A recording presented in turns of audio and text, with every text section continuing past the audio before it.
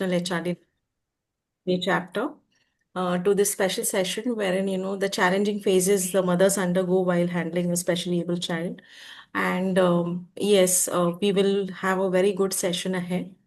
I'll give you a little of introduction about National HRD Network. This was formed in 1986 in Ahmedabad by visionaries like Dr. T.V. Rao and late Dr. Uday Parekh. Now, National HRD Network typically works around the development of HR resources through education, training, research, and experience. It is an autonomous, not-for-profit, professionally managed organization. And it typically works as a catalyst, playing a role in grooming the leaders of tomorrow. Now, Pune chapter was founded in 1989, and since then we have been working, receiving multiple awards as well.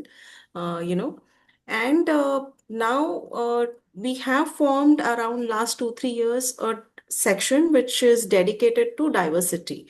So DEI, Center of Excellence, which works towards different initiatives. The initiatives could be, for women. It could be about people with disabilities. It could be about promoting LGBTQ and sensitization and different empowering initiatives plus sensitization is what we do. Now coming to the team for today, we want to thank you Minas, Preeti, and Swati for for extending their gesture to collaborate with us and have this particular session.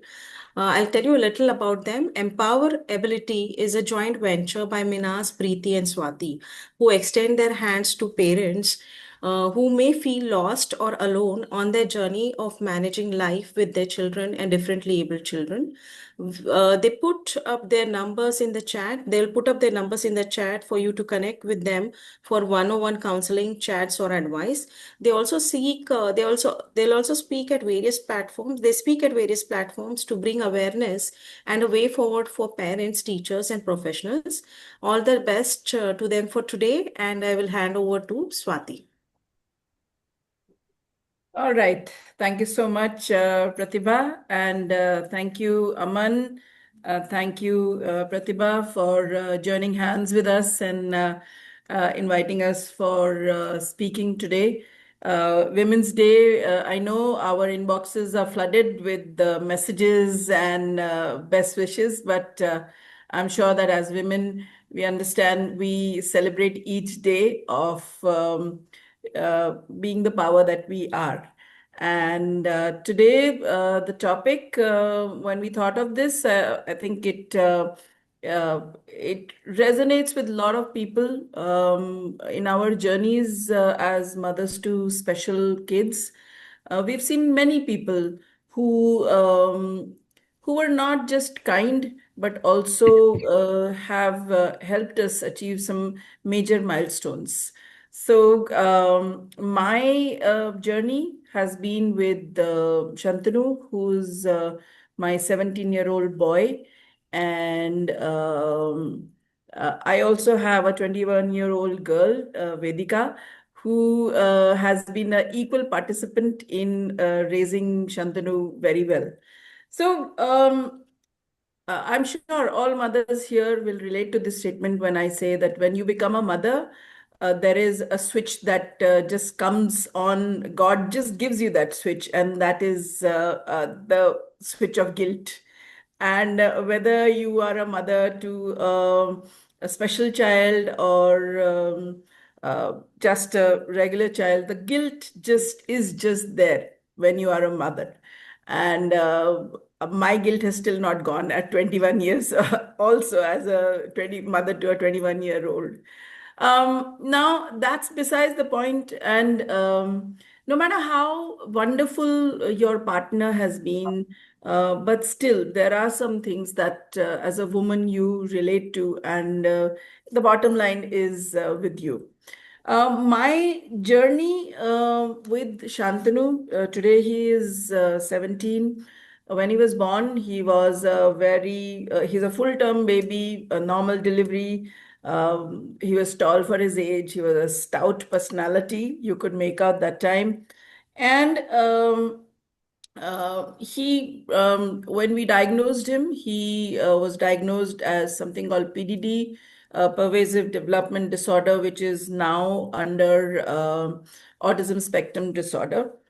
And when I look back, I know today I feel to speak about it very comfortably, and hopefully I have helped some more people in my journey. But I've had my shares of meltdowns and going to the washroom and crying there, crying my guts out. But it's been a journey which continues. And I continue to find nice, kind people who've guided me, who've helped me, who've motivated me, who've held my hand and told me to march on, because that's what life is all about. When I look back, the latest that I remember is when Shantanu was around 3 or 4 years old. There, I could realize, and of course, as a mother, immediately I couldn't so much, but my sister and my mother, they said that you need to look at certain things, because he possibly had missed some milestones. He couldn't understand instructions that a 3 and a 4 year old child should understand. And that's where then I just started noticing his behavior, what is amiss. I saw that he's obsessed with the fan. He's obsessed with he had a tricycle by then. He never rode it. It was always ulta, and he would just play with the wheels. There was timing, there was talking to self. Taking him for a haircut was one of our nightmares, because we needed at least four people to hold him down. And of course, meltdowns. One particular one, which I remember very clearly, was we'd gone to natural ice creams, and his father just took one spoon from his ice cream cone. He was on the floor like that, but the cone was intact. That wouldn't go. But he was angry that his cone was touched. So I thought that till that time, my thoughts were, all right, this is just a child having a meltdown.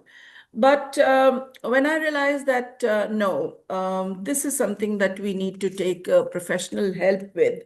And that's where I visited uh, a pediatrician who's a psychiatrist, a child psychiatrist, pediatrician, whatever you call that. And that's where the whole journey started, of battery of tests, of even going to MRIs, even going for seeking alternative medicine, then flurry of occupational therapists, speech therapists, because till then he used to only speak in templates. He would not speak full sentences. He could communicate, he could tell me. And maybe, I don't know, I can only say this, that I feel blessed that his condition is not very severe. And but he could speak, he could communicate, he could tell us. He was washroom trained early. We didn't have any problems there. Um, but these therapies and social skills therapies, um, they they can overwhelm you as a parent. And as an educated parent, between Purushottam and me, uh, it tired us, definitely. It and we're educated, we are people of means, but I always wondered that if such a thing comes for people who are socially or economically not there, how difficult it must be for them, and how difficult it is still for them. I hear these stories, and of course it is extremely troubling. um, Still now, during this whole journey, we possibly went to everybody, whoever gave us a lead. But there is absolutely no fixed answer to anything. You can try this. Okay, he's not able to speak very well, or he's not able to form a social connection. So you do social skills therapy. They did help us. And but there was no one-stop shop where somebody would tell us. And I remember that after a certain session, where we had gone through an MRI, and I went to a famous neurosurgeon in Pune. he said, if you at all have to give it, he spoke to him. He says, if you at all want to give it a name, he's got PDD. That's now ASD, so left side of the spectrum. At least that gave us an answer. Now, in this whole thing, when I said that I did have my moments of meltdowns, the guilt obviously came very, very fast, where it everything, and it has many faces. I'm sure there are some ladies who are mothers to special children, who are teachers to special children. And guilt again has multiple faces, right from your pregnancy days. Did you follow the instructions properly? Did you skip any medicines? Were you told something that you did not do? Or you did something wrong, you didn't take care, you didn't inform your doctor what you were feeling, you just ignored it. So that was the beginning. Then comparison guilt for me came a little later, because when you have a child who's young, that time you can just rubbish it and say, okay, little child, little child. But as you grow older, as the child grows older, you feel that will everybody, will the society be kind to my child? Or how will it be when he is compared to others, or when he's not included into groups, or he's not going to be that bratty kid which we see all around us, or he's not going to be a child who is going to play football or cricket or any other with the neighborhood children. So all those things definitely gave me my own guilts. Therapy guilt was one more. At one time, we just said, no, I got to stop. When we realized that he's had his fill of OT, occupational therapy, um, we realized that again, stopping it, it was a scare. It was guilt again. Have I done enough? Am I not? Am I doing more than what is required? So multiple thoughts came into our minds, but we carried on, and today also we as parents, whatever that we can think of. uh, we've tried to include and help Shantanu in his journey. Now, these transitions that I'm speaking about, they were extremely personal, and I did not have one eureka moment that I have figured out what to do, and I have a solution for how Shantanu will lead his life in the future. Um, I'm still figuring it out after 17 years, and one thing which is the one part of it, the guilt part of it was one, but the another part of it was sheer mental strength. I don't know where it came from. I considered myself a strong person, but this sheer strength that came of being the emotional anchor of the family. I found that that is one of my biggest factor in helping him become what he has become today. I'm going to tell you what all he can do today, and I hope that he will be included. He will be integrated into what we call like a regular system. So multiple things that he's capable of. Now. Couple of things that guilt has taught me is it is very natural, and as a parent, you will continue to feel guilt. I mean, when Vedika was born, they are 4 years apart.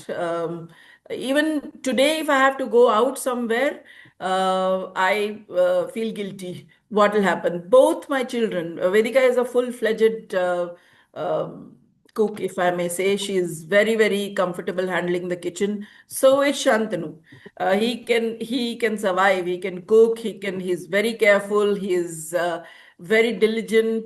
He can make his own eggs, his Maggie, his tea. Now the whole cycle is that evening tea is by Shantanu. So he can travel alone. There are multiple things which he can do, and which have been just wonderful. So guilt is something which we will feel, পরে ওর আসবে but পরে ওর আসবে sorry. Okay. But the whole idea is that we don't identify with guilt as the only way পরে forward. One thing that that should not drive anybody is guilt. It should be a purpose. It should be looking at your child's future. It should be that integrating the child into the society, helping him become, I'm saying him because I have a boy, helping your child become very, very independent. And once when I say independent, to whatever level that you can bring the child, and Aparna and Nivedita will have, they have their own stories, and I know them. So wonderful, wonderful initiatives that they have taken. And I think that's how it has to be when you are a mother to a special child. Also, I realized this thing that as a mother, you cannot just function on guilt. You need to have your own me time. You need to have your own strengths. You need to have an ecosystem. At any point of time, um, one thing which I did was took help. My daughter has been a very, very huge anchor. My extended family has been an anchor, where from the beginning we ensured that Shantanu's whole ecosystem, the environment of the house is very, very normal. So he did get scolded, and he had his moments of meltdowns when he was scolded. But I've also taught him to manage his anger when he feels angry. So what he does, he breathes. He will repeat it 20 times, but he will breathe. He will count till 1 to 10. He has learned how to regulate his anger too. So what I said, that guilt is one part of it, but as mothers, we ought to find some time for our own selves. And if because if we have a meltdown, who will take care of us? We are the emotional anchors, and it's very important that we take care of our own selves as well. Another thing that in this whole thing of guilt and finding solutions and going to pillar to post, what I found was, don't try to be a perfect mother. I'm absolutely not a perfect mother. I do prioritize my breakfast sometimes because I'm hungry and I need to take care of my physical need that time, so that my energy is in place, it's centered. So I'm absolutely not a perfect mother. My daughter, she understands it, so I tell her when we have our own spats that I'm not a perfect mother, nor am I aiming to be. And I don't know what is the definition of a perfect mother, but yes, I am a present mother. I'm there, and Chubby.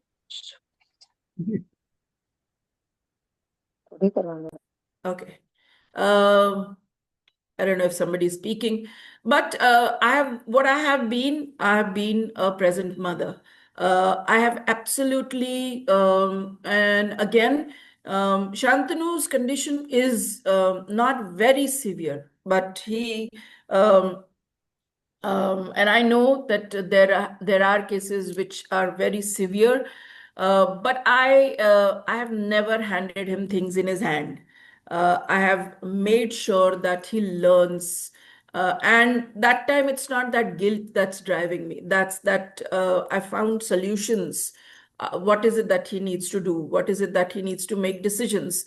Everyday small decisions I don't make for him. Now, of course, at 17, he knows what clothes look nice on him, and he will pick, pull, and get that. Extremely diligent, and I think that this whole exercise of pushing him to do things independently has worked in our favor.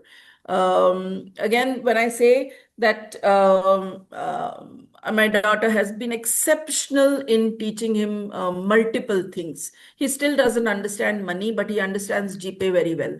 So he will tell me if I give him cash, no, I'm not going to take cash. You give me your phone, I will do GPay.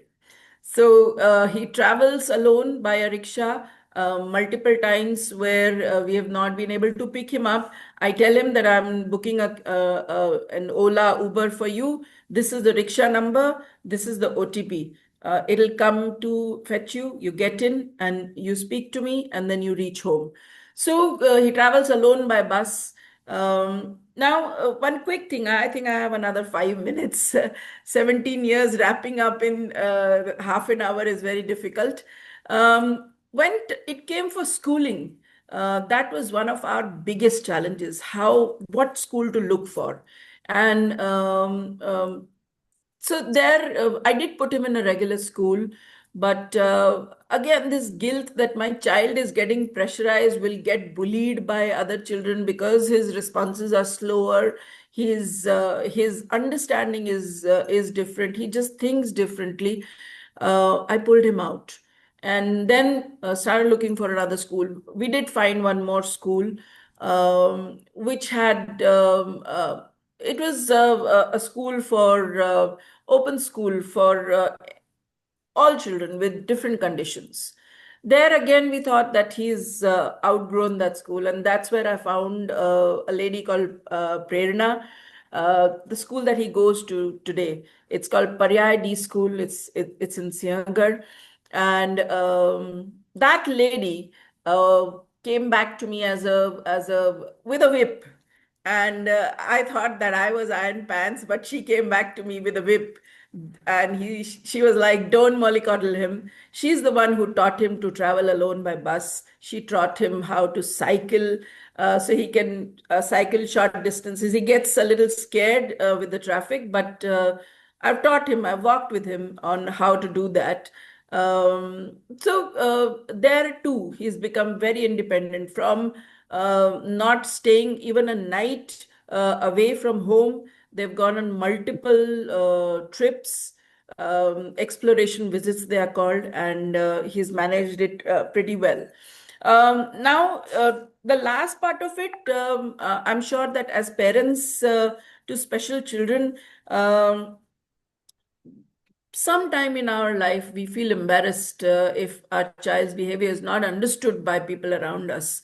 And for all those people who are here, who are either parents or teachers or HR professionals, I think the one word will summarize everything, and it's not like a cliche. It is the need of the hour, and that is kindness, because more and more cases are being reported. There are more people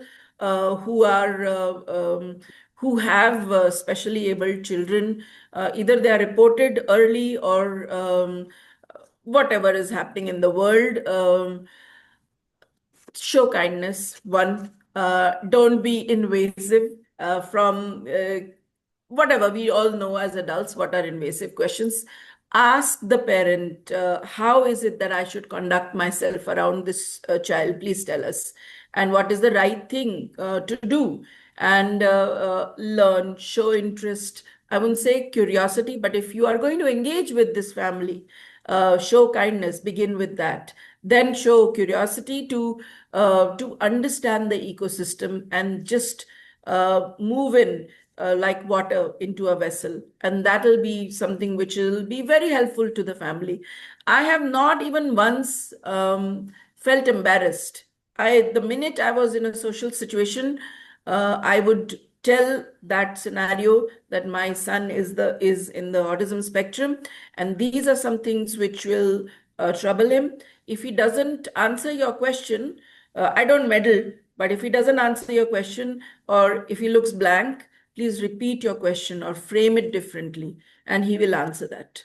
So embarrassment is something which I have not felt, and he takes that energy from me. That my mother is not embarrassed, or my parents are not embarrassed about it. So he tries to make social conversations, and I think it has surprised me multiple times. With how easily he can just open a conversation and ask somebody, right from directing a Zepto guy how to come to our house when he's lost. He's been able to do that. So today at 17, he can play the drums. He can travel alone, like I said. He cannot easily make friends because that's a skill. But I realized that working with Gen Zs, seeing Gen Zs, generally today making friends has become difficult for a lot of people, adults and youngsters. That's a massive problem that all of us are facing. But I feel that this continuous love, kindness, and cued in, being a present mother is something which has helped me a lot. And today, I'm hoping the best for Shantanu, and I continue to hope for kindness from people around me, and I continue to count my blessings for sending good people my way. And I hope to, through empowerability, I hope to pass that on to others. And when after Aparna has spoken, will be happy to answer any questions if you have. And thank you so much for listening to me. And I will now invite Nivedita to start her session. Let me just quickly introduce Nivedita. Um,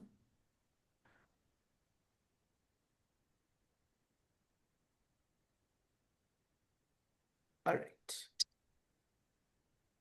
Nivedita is a mother to a young, beautiful girl whose affection can floor you every time. Their journey together has been far from easy, but Nivedita has always been like a fierce tigress for whom her kids come first. From facing disdain and isolation to ensuring her daughter trained in dancing, singing, physical training, and using the computer, Nivedita has been a torchbearer. Today, her daughter proudly holds a degree in library science and works as an assistant librarian in one of the prominent schools of Gurgaon. Nivedita has penned her journey in a book called Above and Beyond and is herself a special educator in another school. So, welcome, Nivedita, and thank you, everybody, for listening to me once more. Thank you so much. Thank you, Swati. Thank you, Preeti, and the team for giving us this opportunity and this platform to reach out to so many kind people who are present here today. And as Swati has rightly said, experiences of a special mother of a special child is a special mother. All of us are actually special mothers. So our journey is a bit different and bit more difficult, I would say, because I have been a mother of a regular child and a special child. So encapsulating the whole experience, like as Swati mentioned, my daughter is 32-year-old. In half an hour, never possible. So they very rightly and very kindly, Preeti has made parameters that to, we can talk about certain things, concentrate on them. So like how Swati spoke about guilt, it's not possible not to interlink. So with guilt will come isolation after guilt. Okay. So first the child is born, your expectations are kind of shattered when you realize that she'll not be as normal like you, me, and others. So that, as she mentioned, very similar journey that you'd say, what did I do wrong? So that guilt, it starts with guilt. Now, the thing is that when you know that your child is your most precious and you want the best for your child, and to do the best for your child, all you have to do is that start your action. Now, when you don't know what is your action, then again you get into guilt. Oh my God, time is going. What do I have to do with my child so that she becomes normal or something? So now coming to isolation, when Preeti mentioned isolation, first thing came to my mind is COVID. In COVID, we learned isolation big time, but this is a different isolation. It is here to stay, one. And secondly, isolation can be looked at in different ways due to fear. What will people think? That is a kind of isolation you want to stay away. Oh my God, should I take that? Oh, if she can't cope up with the demands of that situation, what will people think? What will people say? What will I do? That is that fear creating isolation. Then there is isolation when you're running to people, running to doctors and running to therapists, trying to figure out how to help my child. You get tired and exhausted. You want to isolate and sit and relax. That is an isolation you want. That's like therapeutic. And then there is an isolation when you have to go to social gatherings and or to families, to your friends, relatives who are not aware, who are ignorant. And this I'm talking about 32 years ago, 30 years ago, when autism, PDD was never known. Only in a psychology book you could have found a paragraph on autism. There was no internet, there was no computer. So I'm talking that time, long, long back. So when you are relatives, you have to explain. Then again, you want isolation to breathe, to pause and charge your battery. So isolation I look at in various ways. Sometimes it's helpful. Sometimes sometimes it will trigger. Sometimes it will trigger you in the sense that, no. If I stay away, if I take my child away, when will she learn? How will she learn? So again, isolation is like like a jigsaw. I mean, the seesaw. Okay, I have taken my time to energize myself, and I have to go back to the battlefield. Yes, battlefield it is. It is daily fight to match with the steps of the others. That is what bringing up a special child is. Now, the journey when it started, in Facebook we have then and then now. You must have always seen then 10 years ago, 20 years ago, that is that picture, look at me now. And then we feel, we've come a long way. This is what it was when my daughter was 4 to 5 years old. We totally lost and confused mother, no diagnosis, running to doctor, denial, guilt, everything together. Then things start falling in place because you're trying. The more you're trying, more mistakes you're making and more you're learning. So if you go 2 steps forward, probably you'll come 1 step backward because you're still trying and trying ways of helping the child. So the challenges that the child has faced that time, because she or he is in a different world altogether. My daughter did not understand what is happening and what is expected of her. So what was the solution to that? Is exposing her more, trying to understand the need, what skills need to be taught, come back, teach the skill, go back again to that environment. Go to the doctor's clinic. Oh, that is how she's behaving. That is how she should be behaving. You come back, teach the skill, go back again. So these are the things we need to do in the beginning for the fear of isolation.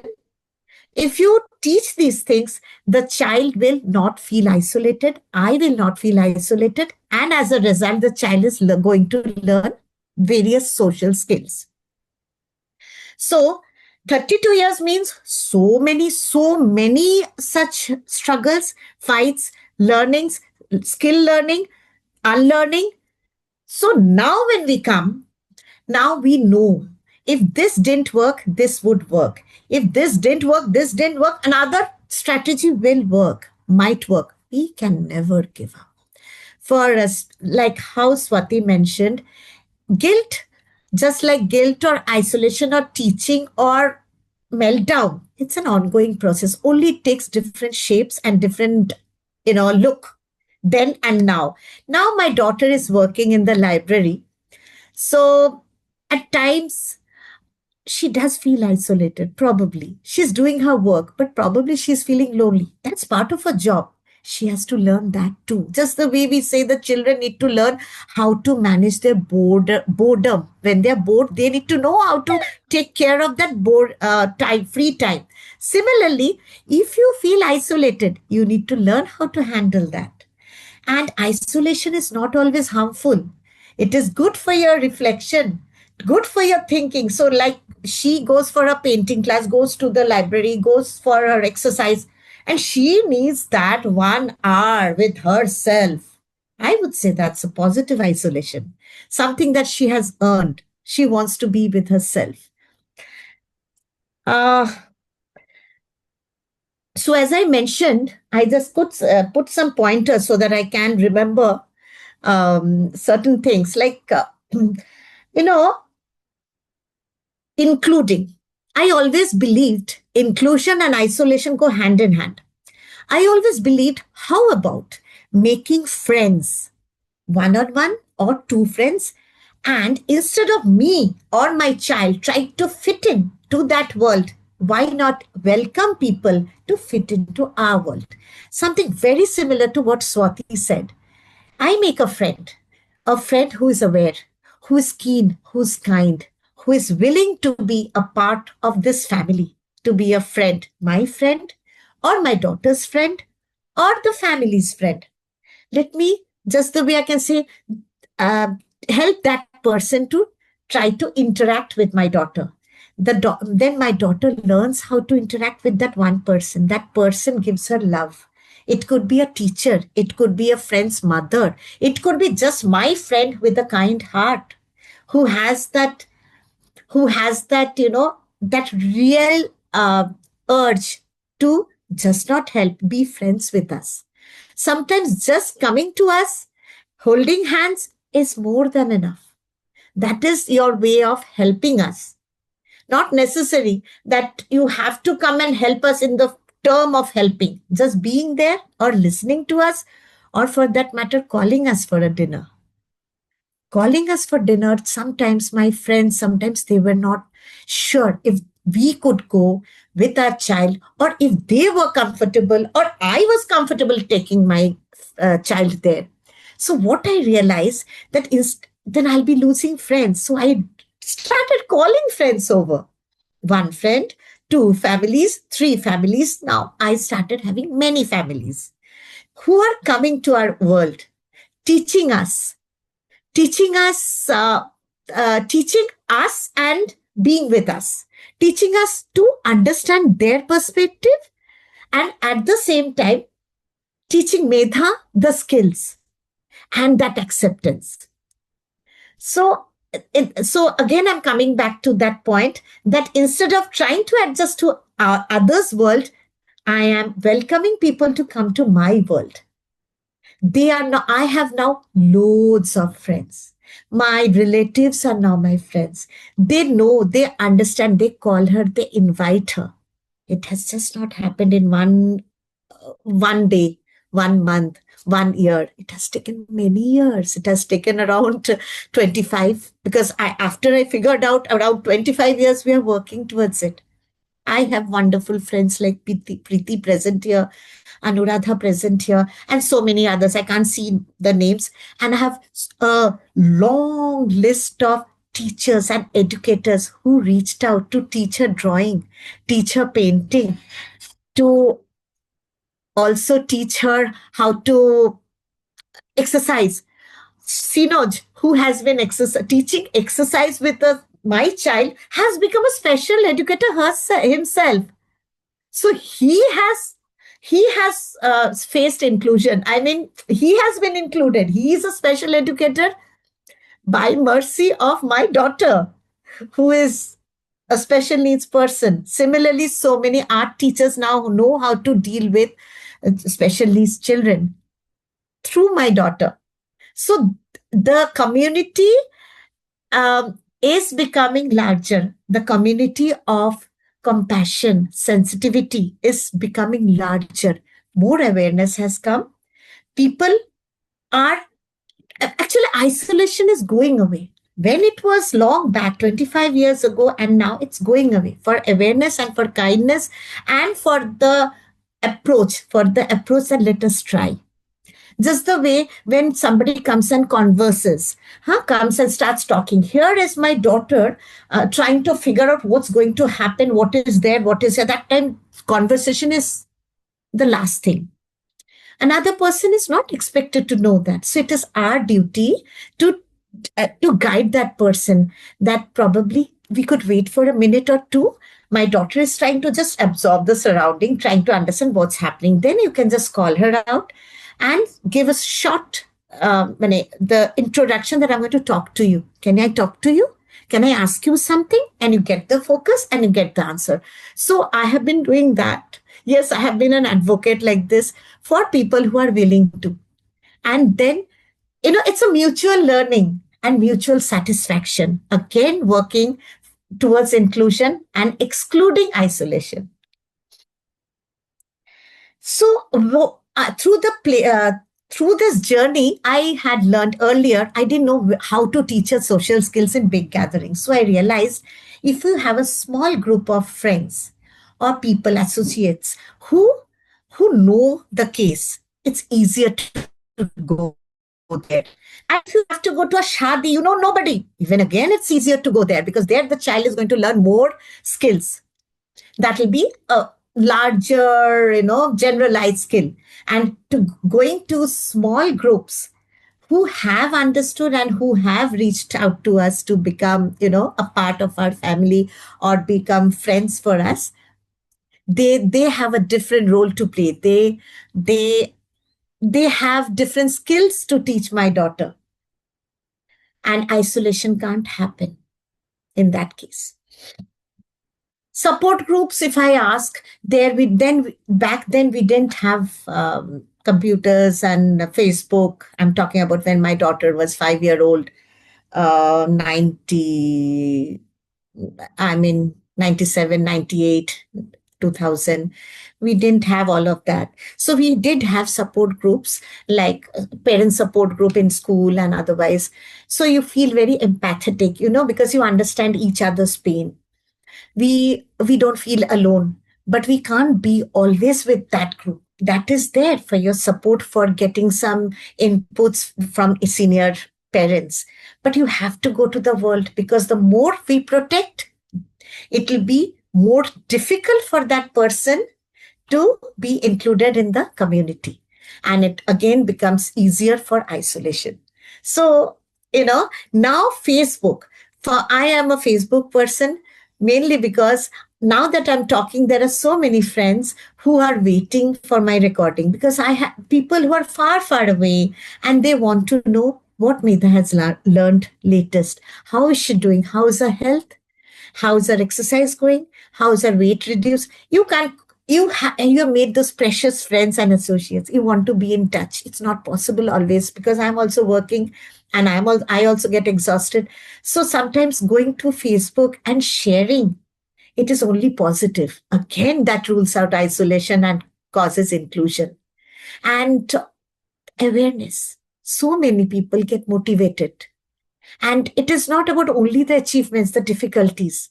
That shows difficulties. These are the difficulties, this obesity and the health issues, but we are trying.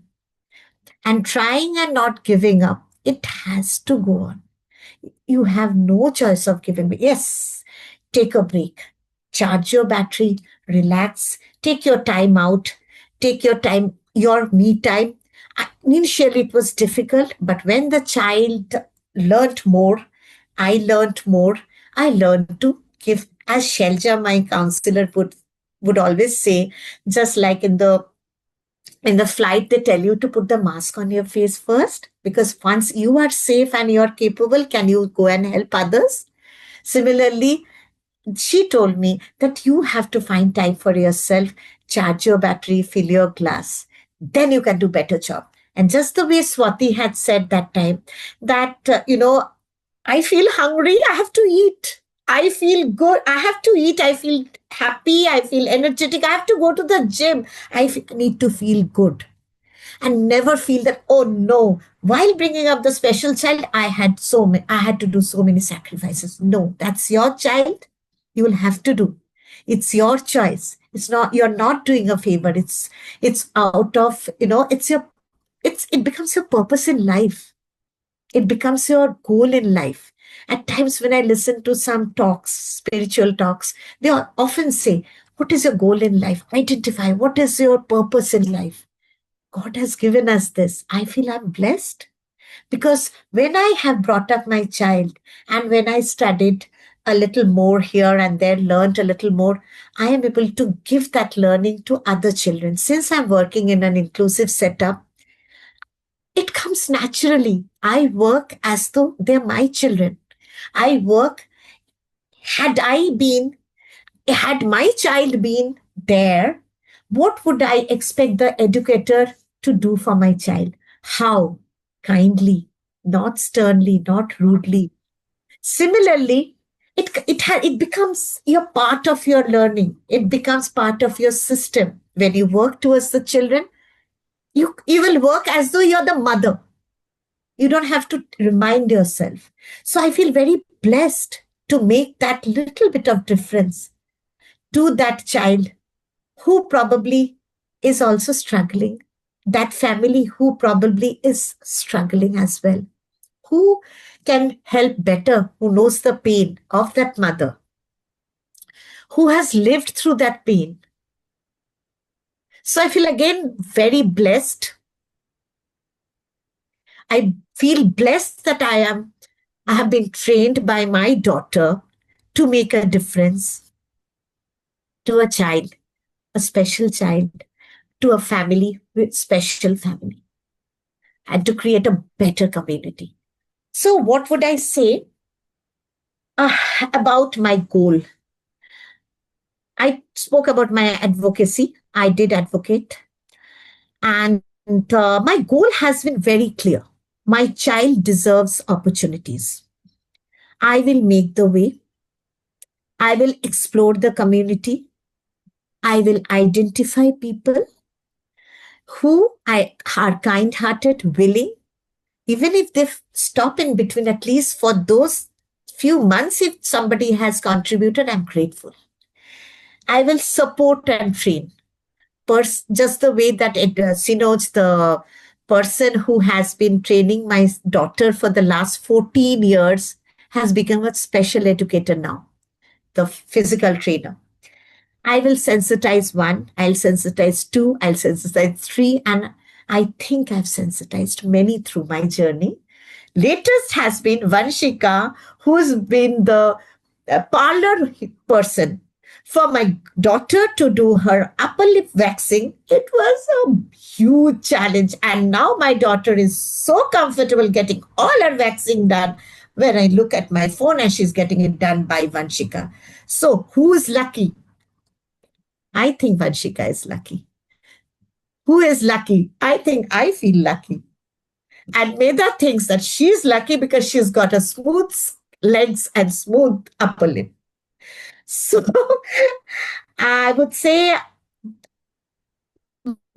my dream is to create a community, include others in this community, in my workspace, in my condominium, in my family, with my friends. So the struggle is less.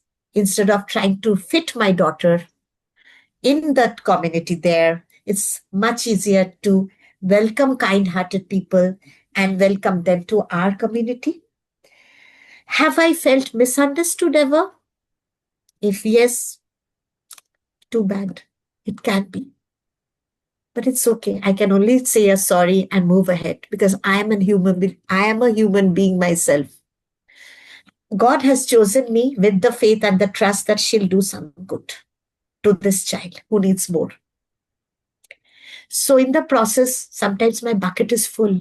I might just have a meltdown for something very silly. Out of 10 people, 5 people understand. Grateful for that. 5 people don't. It's okay. One day that person will understand. Even if that person doesn't understand, it's okay. I understand. I know how to get up and move ahead. And I think that's an opportunity for me if people don't understand at times. Thank you.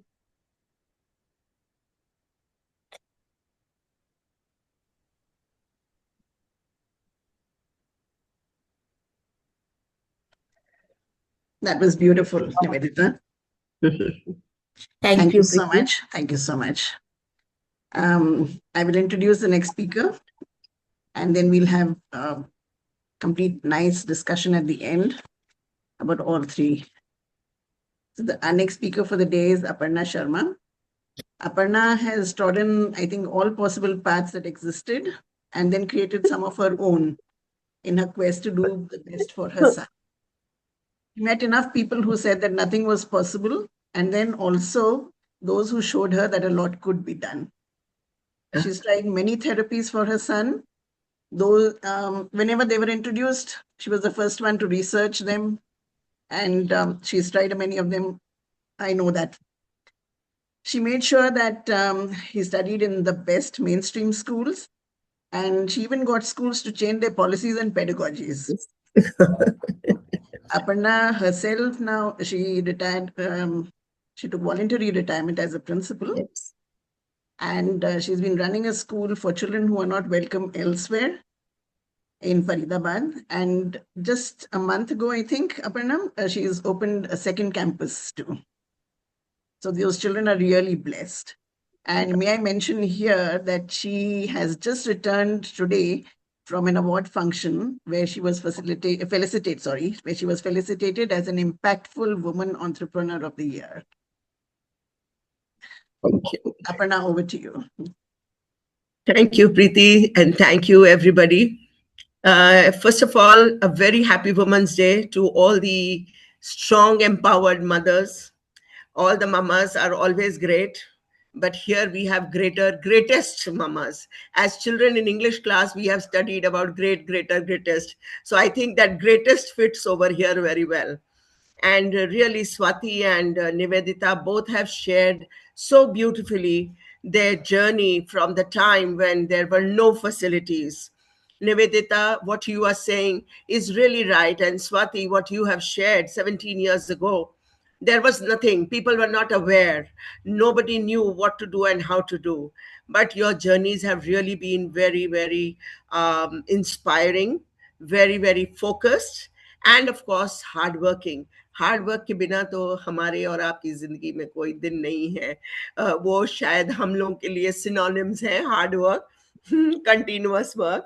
But yes, here I would like to share really, Nivedita, I was enjoying hearing you say how you have been able to change the thoughts of people. And I would just like to share here, if you allow, a few lines which I had written. नजरिया बदलते ही दुनिया बदल जाती है. नजरिया बदलते ही दुनिया बदल जाती है. वही राह मुश्किल थी, अब आसान लगने लग जाती है. So struggles are always there. Struggle will be there. And I think it is not just in the lives of special moms. Struggle तो हर किसी की जिंदगी में है. अगर वो अप्स एंड डाउन्स नहीं है लाइफ के, और जिस दिन लाइन स्ट्रेट हो गई तो फिर तो कोई कुछ बचा ही नहीं है. तो लाइन तो सीधी कभी होने नहीं देना है. It should always be up and down. But yes, in those ups and downs we learn a lot, we transfer a lot, we absorb a lot. And in that, I must share here that our children, who are those special ones, they are great teachers. They are silent, subtle teachers, and they teach us lessons which no books, no curriculum, nothing can teach. They give us the lessons of life. And every stage has its own challenge, as Swati shared, from the time of birth to the pehle pata hi nahi hai, their diagnosis, there is no diagnosis, there is no treatment, no therapy, and you are struggling for that, experimenting different things. Every stage has their own challenges. But eventually, what plays in our minds is what for future. Why? Because as our child is growing, we are also growing. And as rightly Nivedita said, we also get tired. Now that stage has come when we run out of our energies. At the end of the day, we are not same as we were, say, 10, 20 years ago when our kids were small. I think Preeti ma'am, Nivedita, Swati, everybody will agree to it. And even other mothers, I'm not sure. I've not had an interaction with them. So that word future really plays in our minds. Not because our children have not got some degrees or some whatever qualifications, but who will take care? Because all the time we are taking care, we feel that we are the ones who are taking care of our children, but we have to understand it is our children who are taking care of us. They keep letting us know in their own way what are their desires, what are their wants, what they want to do, how they want to go about. It is on us how we accept it and how we understand that. I want to share here with all here, which Preeti will definitely relate to. My son is having sensory neural hearing loss. He cannot speak, he cannot hear. But let me tell you, he is an extremely, extremely, extremely social fellow. Can you believe? I myself, I could never understand how will he survive without people around him. Nivedita shared making friends, and one thing right from childhood, the day we came to know that he has no hearing, it is sensory neural hearing loss. The point which bothered us was how will he live through his life? What will people understand? How will he live among people? But today, let me tell you, he is the PR of Sharma family. Personally, my daughter, we don't have time also, I should say, and we don't take out the time also, that effort which is required to connect with people. But in spite of his limitation, he is one chap who will talk to everybody. Once met is a friend forever. So, these are hidden potentials in our children, which we need to understand, which we need to find out. And this can happen only in our journey when we are growing with them. They are not growing with us, we are growing with them. So when I say preparing for future, it is not just preparing in any skill or any career option or any job option or anything like that. We have to find out those areas in which will cater to their emotional requirements as adults, which will cater to their social requirements, and also for their coexistence in the family and community. Because eventually, what is our need? Everybody will survive, everybody will find their way out, but first we need to handhold them for that. And for that, it is very important to understand what is their interest area. And as Nivedita had said, do not keep away your child away from the community. Take your child into the community. Only when you will put your child into the community and expose them to different situations will you understand, and will the child understand what to do for future. Because if we try to hide, if we try to, it is a human nature, it is human tendency that we try to fix up everything. But life is not a fixing up. Life is a jigsaw puzzle where you have to keep fixing and removing, refix, and then rearrange everything. So that is how it applies to our children also. Whatever be the difficulty, whatever be the shortcoming, you and I also have shortcomings. But have we not carved our path for future? We have. And that is exactly what our children also do. Here it is very important to involve the families when we are supporting our special child for future, preparing our special child for future, because the family must understand that this special child will not be a liability for me after the parents. This is the biggest fear, biggest threat, biggest botheration of every parent. I am sure whoever are the special parents sitting here, I'm sure this question must be bothering them. And it should. Why should it not? Because the child who your child is very precious to you, and you want to do the best for your child. And for that, you cannot do alone. Let me tell you, special children are not supposed to be brought up alone.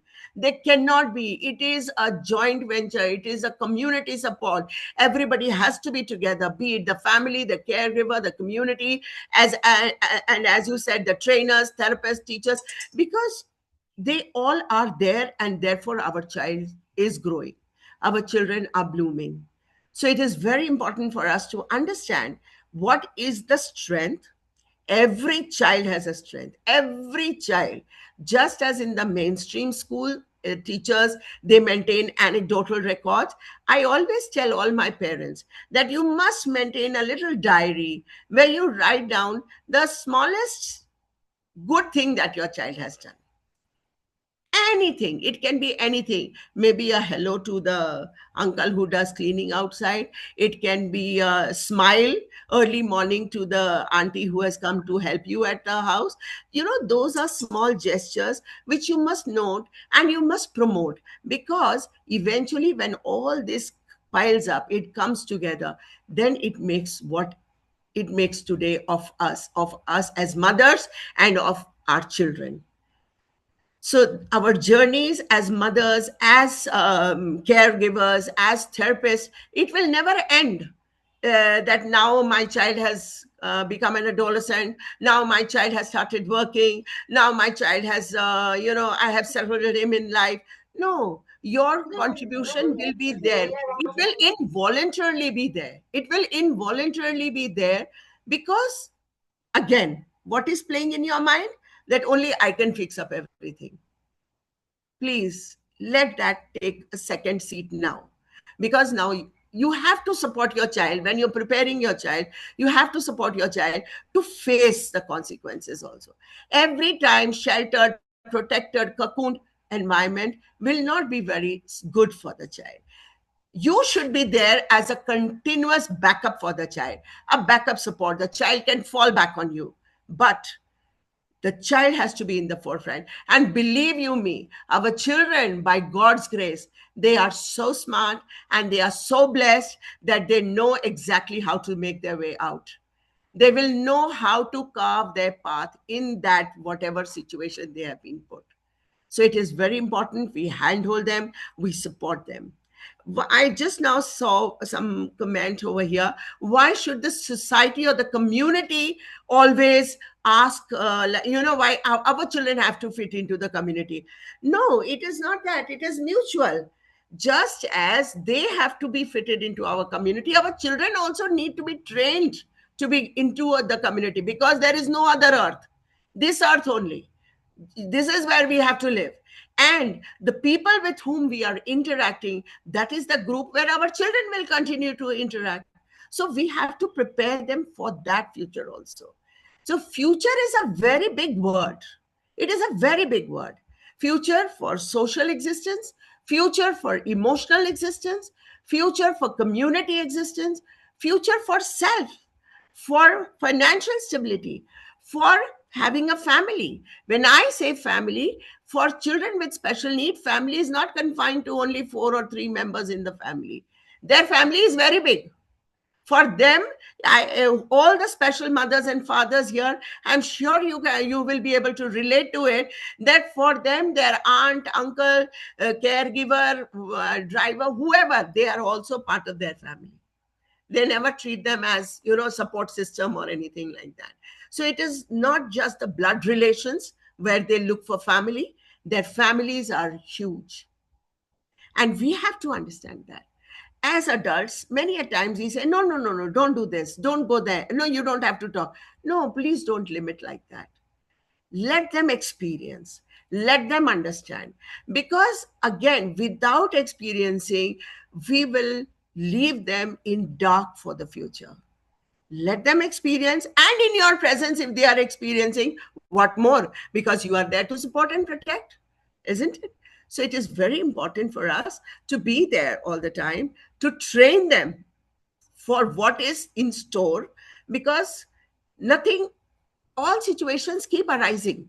It has happened in your lives. It will happen in our children who are mainstream children, and it will happen in the lives of our special children also. So why devoid them? Because our children will not be able to transfer their learning of A situation to B situation. They have to be put into every situation. Then only they will learn through experiential learning.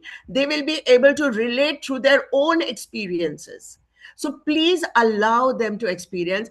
And in your presence, if it is happening, what more? Nothing can stop them from growing. Nothing can stop them from flourishing. Nothing can stop them from taking the first seat. They will always be the first ones. This is what I feel. And future, again, the word is very small, but the expanse is huge. तो I think ये चलते रहने वाली, चलती का नाम जिंदगी वाली बात है, फ्यूचर. जब हम चलते रहेंगे तो हमारा फ्यूचर बनता रहेगा. The moment we stop, then everything stops, and our children cannot stop, because again we have to understand, our children do not understand what to do if they have not been trained. So for future, if you say that, I don't know, later on when you have time, you can do this. What is the meaning of that later on in you have time? They are always in the present. So with them, we have to understand the importance of present. We have to, this I have learned from my son. We keep bothering of what happened in the past, what will happen in future, but with my son I have learned that he lives in present, and that is why he is much more happier, much more relaxed, and he is enjoying everything now, whereas as adults, as caregivers, we are always continuously thinking what next, what next, what, we are forgetting the present also. So it is very important that we should live in present, but yes, we have to plan for future. And in our case, especially when we have children with special needs with us, our future planning has to be even more systematic.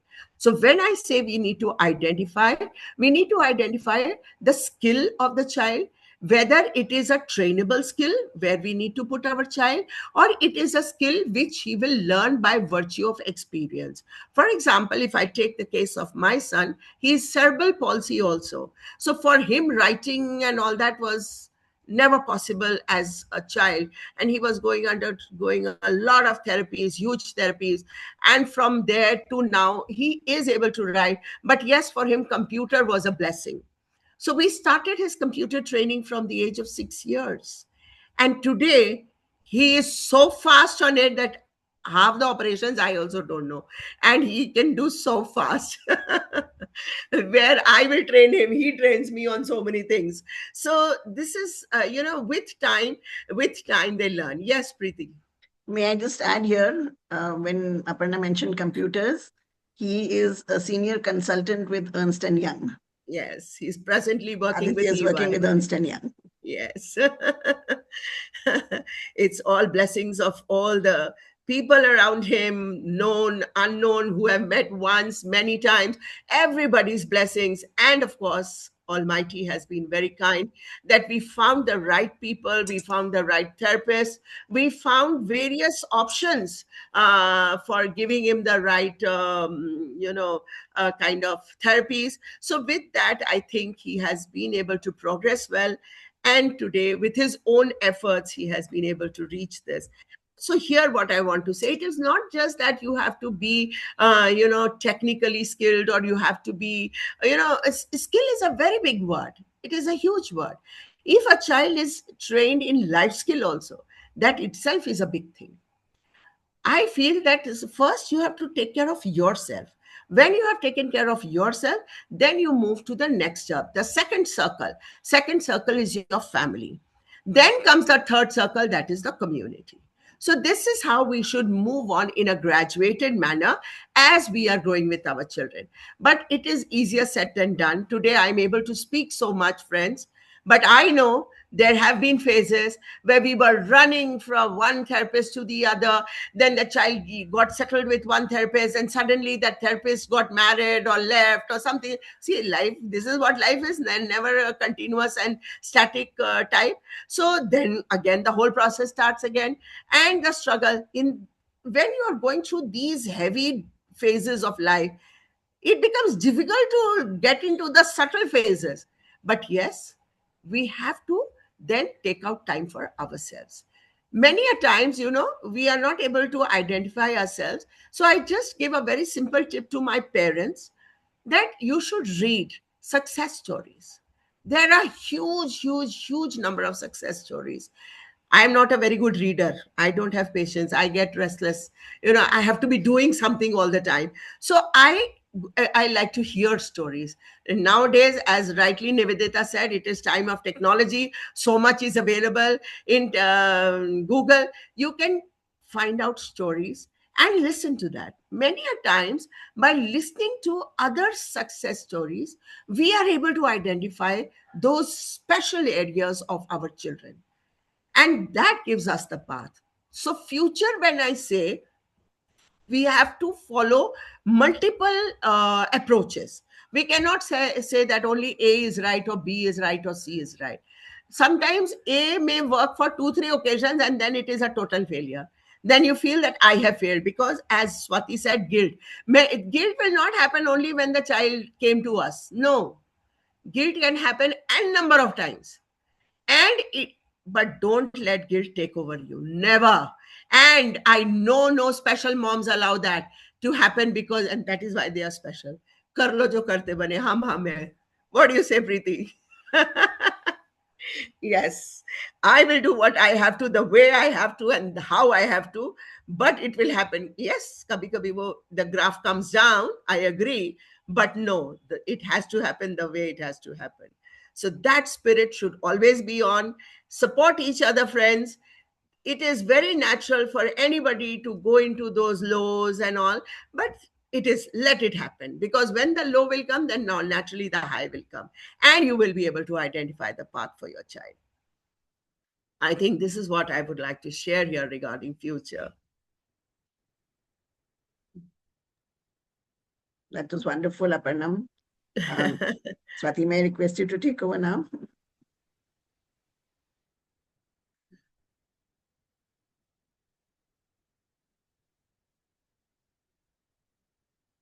Please unmute yourself, Swati. So, Preeti, should I go ahead and introduce empowerability, or would you like to do that? You're on mute. Sure, please go ahead. Okay. Do So, you want to ask if there are any questions before that? yes. No. I think you should do the empowerability a bit, but if there are some questions that we can Let's answer, take those now then. that will be really, we'll be happy to answer any questions that you might have. And I can tell you this, that I reached out to Aparna through, because I know Aparna through Preeti. Shantanu is going to write his 10th class exams this year. And I was confused about the whole NIS system, how it works. I'm going to give you another call very soon, Aparna. Anytime. It will But be that a has pleasure. so when we say building a community, that's what the idea is. If you have any questions, we'll be most happy to answer that. And to that, I would say cheers with this tea that Shantanu has made. So Great. you can unmute and ask if you have any questions. Or even if you don't have a question, if you have something to say, we'd love to hear that.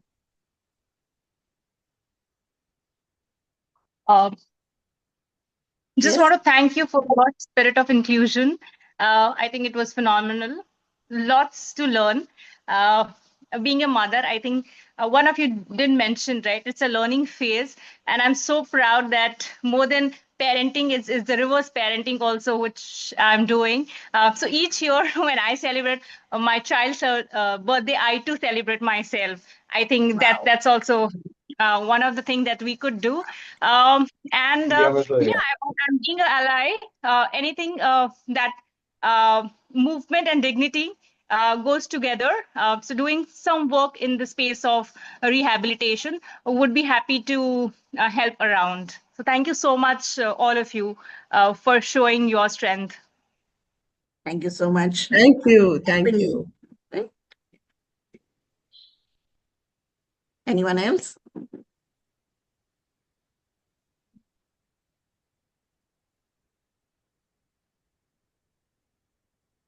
Well, I think the largest impression that was made on me today by all three speakers was that was the really positive approach they took to these three topics, which are indeed dark topics in this area.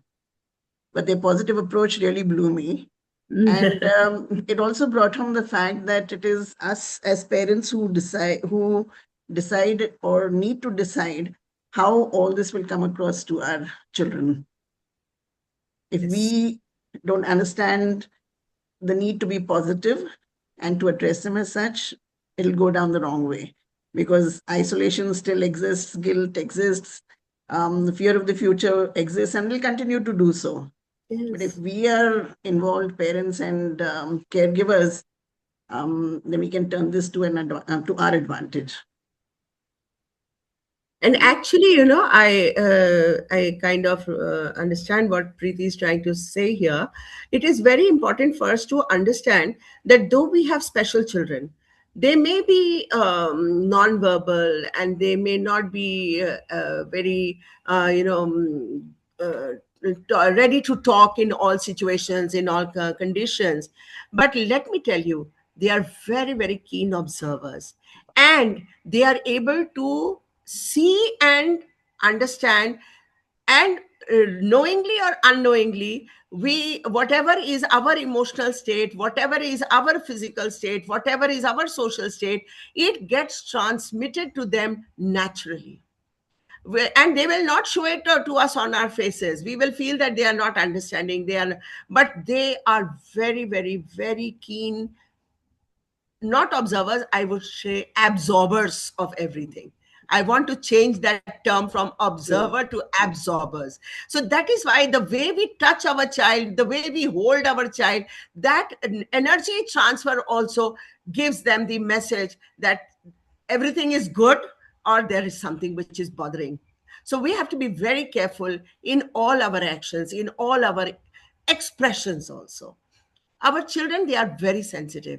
They may not express, but again, remember, always remember, they absorb everything. They are like sponge. वो सब कुछ जाता है अंदर. So be very careful about what you say, do, act, react in front of our special children. They're Right. really special. They're very special. And we should never underestimate them. Never, never, never. They cannot be underestimated. But the tragedy is that community only underestimates them, because they are not able to communicate, they are not able to express the way others are doing. So that is why people feel that अरे इनको क्या पता है, ये क्या जानते हैं. नहीं, ये सब जानते हैं. बस फर्क ये है कि हम नहीं जानते हैं, वो बोलते नहीं, और हम जो जानते हैं उतना ही बोलते हैं, बहुत ज्यादा. True. In That fact, is the just half an hour difference. before the talk started, Yeah. I started watching this movie, Tanvi the Great. I think it's a movie Okay. you all should watch. It's about an autistic girl who wants to join the Indian Army. Oh. So it's interesting. I just watched about 20 minutes of it. I shall continue. Yes, Nivedita, you were saying something? Yeah, just trying to say that they understand everything that Aparna just said. No, I lost my mother 1.5 years ago, and she was living with us. Okay, so Medha has been introduced to the fact that once somebody goes to God, doesn't return. Now she had heard it, she knew it, but now first-hand experience, she saw that 2 महीना गए 3 महीने गए 4-5 महीना गए and Nani didn't come back.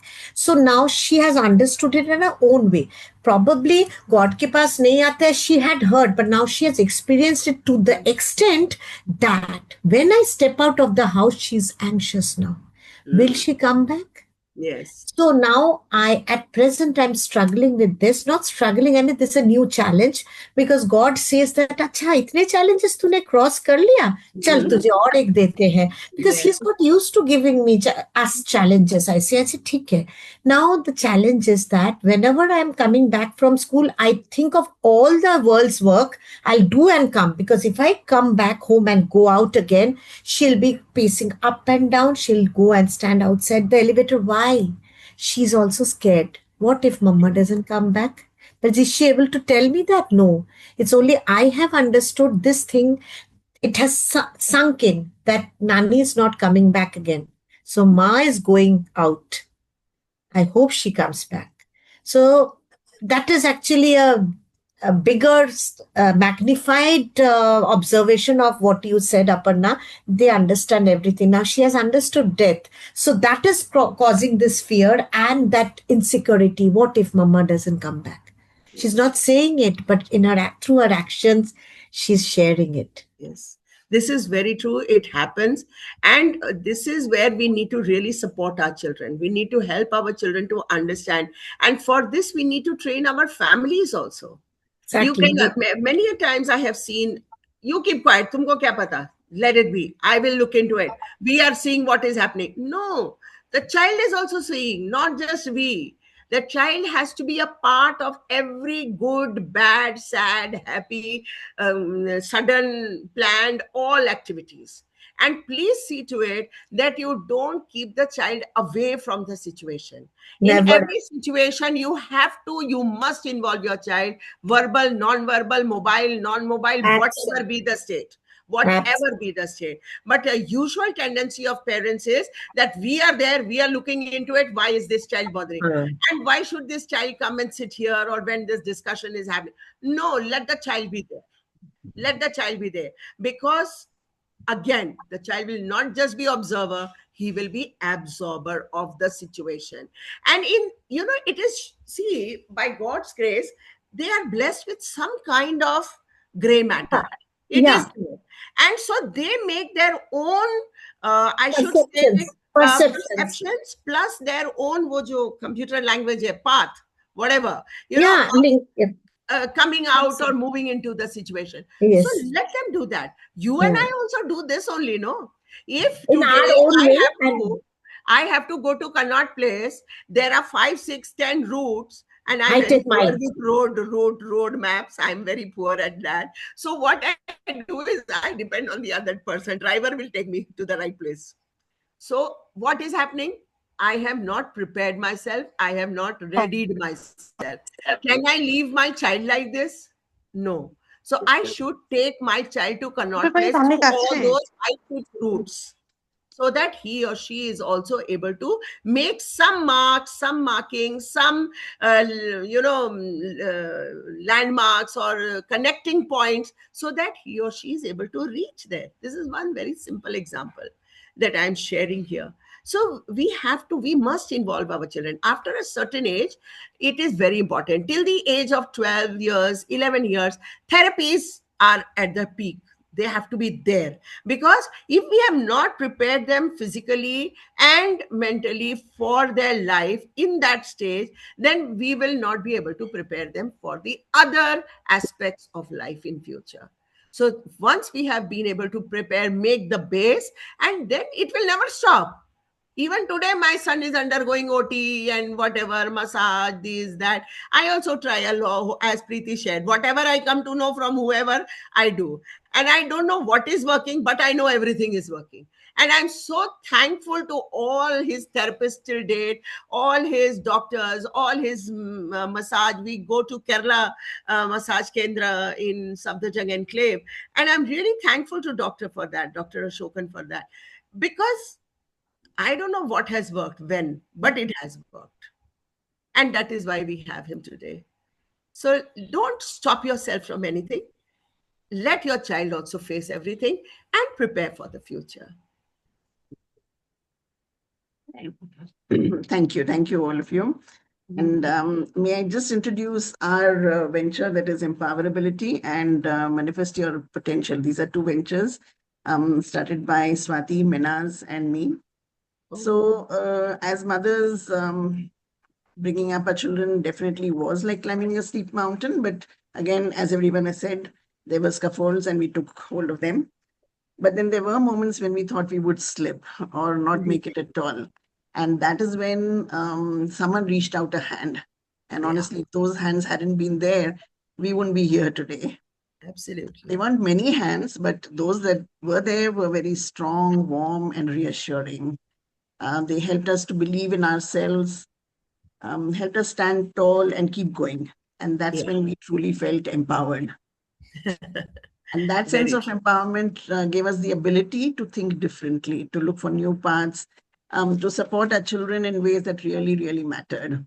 And today we see the result of that journey. Our children have grown into confident young adults, meeting the world on their own terms and finding a place in it with ease and confidence. So empowerability came into being with that, because we felt empowered and it gave us the ability. So we named our venture Empowerability, and Empowerability is our way of saying thank you to everyone who believed in us when we needed it most. And it's also our way of reaching out to parents who may be feeling lost or alone right now. And through our workshops and short courses, and soon through interactive support groups, we hope to walk this journey alongside many parents. We've also created practical, easy to use toolkits for parents that they can use at home to build essential skills like sensory processing, visual, auditory, tactile intelligence, and much more. I invite you to visit our website, which we'll just put up on a bit in a moment, and tell us where you are on your journey and how we can support you, because no parent should ever have to walk this path alone. Yes. And our second venture is Manifest Your Potential, MYP. So that's a holistic training and learning organization dedicated to helping children, adults, parents, educators, and therapists unlock their highest potential. Through internationally accredited programs like Brain Gym, Touch for Health, movement-based learning, reflex integration, and school-focused training modules, MYP equips individuals with practical body-mind tools that make learning easier, more joyful, and more effective. These, may I say, are applicable to children, adults across the range. So there is no requirement of being normal, not normal, whatever. Okay. Our programs combine neuroscience-based movement, developmental support, and mindful practices to enhance focus, emotional balance, motor skills, academic readiness, and overall well-being. We also provide certified courses, workshops, and consultancies for schools, along with hands-on strategies that can be applied immediately at home, in classrooms, or in therapeutic settings. So we believe that everyone can thrive when given the right tools and the right mindset. Our mission is simple: to empower individuals of all ages to grow, learn, and truly manifest their potential. Swati, may I request you to give a vote of thanks, please? Yes, so thank you, Preeti. I'm at a loss of words, which I'm usually not, but I what Aparna and Nivedita say, I would just round off by saying that once somebody told me, one lady told me, she's like, if you have to look at it from a spiritual or a larger angle, she told me, she says, मैं ज़्यादा spirituality में believe नहीं करती हूँ, या फिर ऐसा ये नहीं है, and मैं तुमको ये सिर्फ दिलासा देने के लिए नहीं बोल रही हूँ, बट जब जितनी दुनिया मैंने देखी है, I can tell you this, that you are a mother to a special child because you're strong and you're capable. This soul had to come down, and it has come to you because you are strong and you can take care of this soul. That's why this soul has come to you. So सबके बस का नहीं होता, and which it just gave me some kind of a strength. And yeah, so thank you, Aparna, thank you, Nivedita, thank you, Preeti, for sharing these insights, and thank you, Pratibha, Aman, for inviting us on the NHRDN platform to speak, share our journeys, and hopefully make this community larger, so Yes. spread it across not just parents, but what Aparna has been able to do, change the school policies. I also feel that through NHRD, if we are able to help companies form policies around this, and that will be something which will be truly inclusive, and which will be the cherry on the cake. So thank you once again, Aman, Pratibha, and Nivedita, Aparna, Preeti, Minaz. Thank you so much. Till we meet again. Bye-bye. Thank you so much. Before we disperse, one little thing, Swati, I want to add here. You said that as mothers, we are blessed that we have such children and we have by God feels that we will be able to take care of them. But let me tell you, we are blessed to have such children, क्योंकि इन बच्चों को समझना आसान नहीं है और इनके साथ रहना बहुत बहुत अपने आप में एक जर्नी है. Oh, So let yes. me tell you, it is not just us, it is the kids also who are really special and really precious, and we are blessed to have them. Yeah. I think we are blessed to have them. And it has changed our family structures. It has changed our Yes. thinking. It has changed our approach towards life. So we should thank our children also. On such a day, we must thank our children. Yes. Thank you. Thank you so Okay. much. Thank you. Thank you. Thank you. Thank you. And happy Women's Day to everyone too. Happy Yeah. Women's Day. Happy to Women's Day. Aman, Thank you you. want to say something? Last words for the day? I am speechless. Very, very touching, inspiring, and getting to know your journey. So, to say the मतलब मुश्किल तो हुआ ही होगा. ये तो बहुत छोटे सा शब्द है. But the way you have taken it ahead, and Shantanu getting into an auto and using GPay, and amazing. तो बहुत सारी चीजें सीखने मिली. एंड एज यू मेंशन, और कल भी जो हम बात कर रहे थे, that this needs to be taken in organisations at a larger scale, and how much ever we can spread. So I think Pratibha and I will discuss this further, और हो सके तो हम फिर मुलाकात करेंगे, and ji. we'll plan out as to how do we spread this, to create a support function, listening. बहुत जरूरी होता है. खैर, ये तो हमें पता है, is the importance of it. Let's get into action and take the next step. Done जी, thank you so much. Thank you so much. Thank Preeti, you. Nivedita, Aparna, Thank Thank you. you. Thank you. Nigam, Pratibha and Swati.